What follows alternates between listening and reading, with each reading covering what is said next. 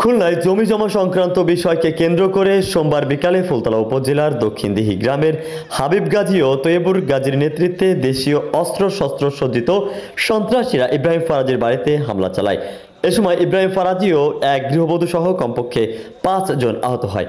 আহতরা হলেন দক্ষিণ দিঘি গ্রামের খলিল ফারাজীর ছেলে ইব্রাহিম ফারাজী ৬০, ইসহাক ফারাজী ৫৭, তার বোন মিনা বেগম ৫৬, তাদের ভগ্নিপতি মৃত বারেক গাজীর ছেলে সাদি গাজী ৫৫ ও শাহী গাজী ৫৪। আহতদের অভয়নগর উপজেলা স্বাস্থ্য কমপ্লেক্স ও ফুলতলা কমপ্লেক্সে ভর্তি করা হয়েছে। আমার জমিতে গাছ বেশিছি দুটো, সেই গাছ একটা গাছ মারা হয়েছে, মারা হলে ওরা ওই গাছ জোর করে নিয়ে গেছে। নিয়ে যাওয়ার পরে আমি গেছি বিকেলে অফিসে এসে দেখতে ৪:৩০টার দিকে।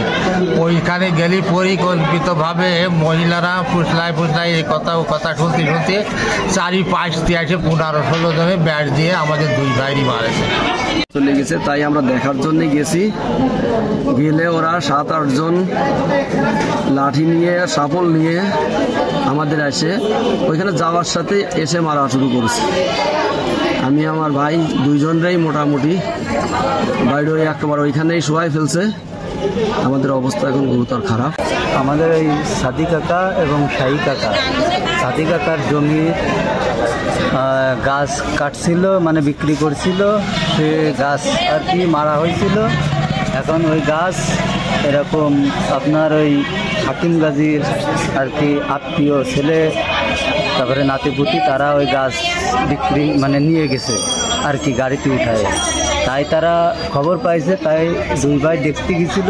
দেখতে গেলে যায় ওই জায়গায় দেখতে যায় তাদের দ্বারা শুনতে গিয়ে তারপরে তারা দু এক কথা কাটাকাটি হলো, কাকার সাথেও কাটাকাটি হলো। এক মুহূর্তে যায় তারা তাদের যে ছেলে পেলে, তারপরে নাতিপুতি, তারা এসে তাদেরকে আক্রমণ করে। আহতদের মধ্যে ইব্রাহিম গাজী ও ইসহাক গাজীর অবস্থা আশঙ্কাজনক বলে চিকিৎসকেরা জানিয়েছেন। ফুলতলা উত্তরদিঘি থেকে আপনার আনুমানিক সন্ধ্যার দিকে দুইজন লোক আসে আমাদের হসপিটালের ইমার্জেন্সি বিভাগে, যে এখানে মানে পারিবারিকভাবে বা স্থানীয়ভাবে মারামারি হয়েছে। কিছু আঘাতের চিহ্ন নিয়ে আমাদের এখানে আসেন। আমরা ওনাদেরকে প্রাইমারি চিকিৎসা দিই, কিছু সেলাই প্রয়োজন হয় সেগুলো আমরা দিই। এর পরবর্তী সময় এখন আমরা ওনাদের আপাতত আমাদের হসপিটালে ভর্তি করে রাখবো আর কি। অলরেডি একজনকে আমরা ভর্তি করে দিছি।